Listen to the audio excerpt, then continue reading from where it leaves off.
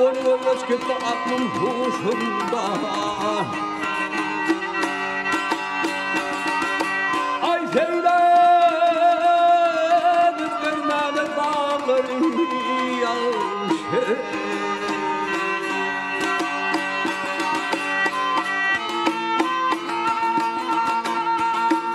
Ah yarım,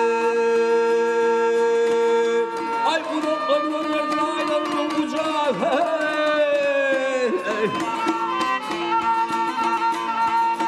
Ah yarım, kucağı, ustası belirdim koynumdur ecehim.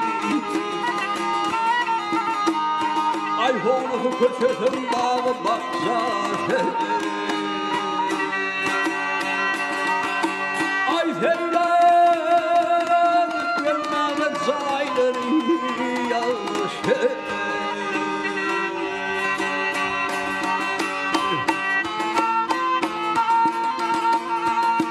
Ah yarım, ay kemiyor benim nefesimde.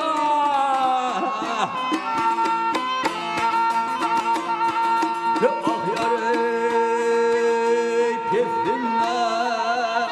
Yerin gelir benim dağın üstünde. Ay vergim gelir ağlamanın kasında.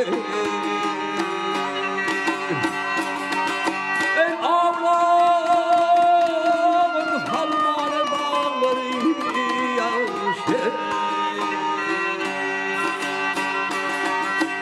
Ay yaşı.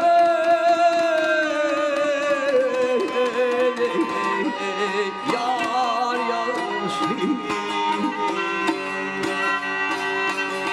Ha.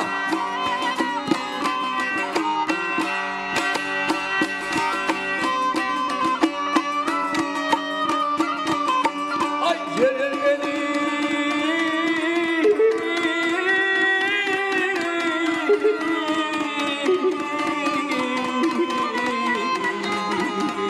ha gelin gelir benim dağın üstünde.